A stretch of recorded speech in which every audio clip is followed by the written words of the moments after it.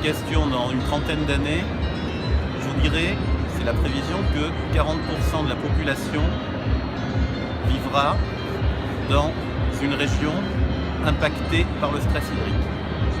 Le chiffre que je ne pourrais pas vous donner parce qu'on ne le connaît pas encore, mais on pense qu'il sera immense également, ça sera le pourcentage de population soumis à des événements climatiques extrêmes de type ouragan, de type inondation.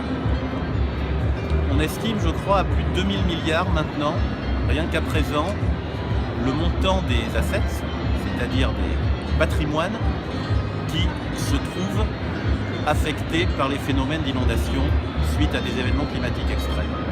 Alors, pour prendre un exemple très précis, moi je suis un méditerranéen, donc je vous évoquerai par exemple la ville de Barcelone. La ville de Barcelone, c'est une ville très dense, c'est une ville qui a une croissance de population très forte, qui a quasiment doublé sa population dans les 30 dernières années, et une ville qui se trouve avec un problème majeur qui consiste à dire quand il faut le plus d'eau, c'est l'été, et c'est justement quand il n'y en a pas. Barcelone est alimentée premièrement par des retenues collinaires et d'autre part par une rivière qui s'appelle le Llobregat, qui fut à une époque la rivière la plus polluée d'Espagne en plus. Et l'appoint, qui est donc c'est un peu un appoint d'eau de rivière, se fait dans une rivière justement qui n'a pas d'eau comme dans l'été pendant comme beaucoup de rivières méditerranéennes. Et c'est un exemple où d'ailleurs avec le groupe Suez qui accompagne la gestion de l'eau à Barcelone depuis maintenant plus d'un siècle, toutes les solutions relatives à la maîtrise des prélèvements dans la ressource et à la sobriété en matière d'utilisation d'eau ont été mises en place. Je m'explique. Tout d'abord, à Barcelone, c'était l'une des premières villes où on a mis en place le comptage intelligent, de manière à ce que chacun, chez soi, puisse connaître et maîtriser sa consommation.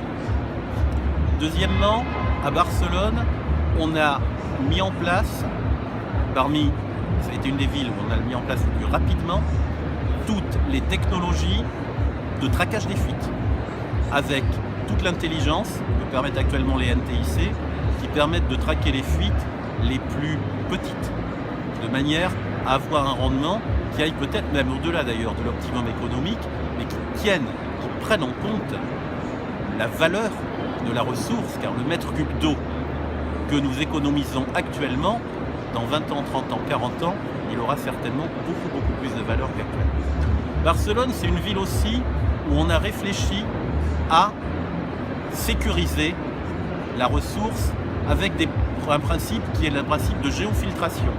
On prend de l'eau dans la rivière, dans le Llobregat, l'hiver, on la traite, on la réinjecte dans la nappe alluviale, et comme ça, pendant l'été, quand il n'y aura plus d'eau dans la rivière, on aura de l'eau dans la nappe.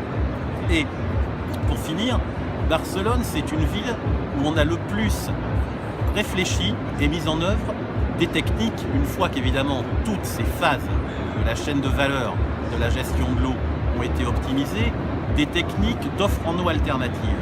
À Barcelone, on réutilise les eaux de pluie. À Barcelone, on fait de la réutilisation des eaux usées pour l'irrigation. À Barcelone, enfin, on fait du dessalement d'eau de mer.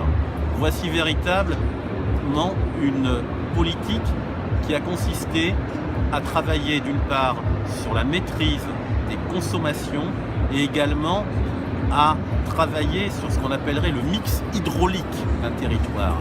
Quel est le meilleur mix hydraulique? De la même manière qu'on se pose la question sur quel est le meilleur mix énergétique.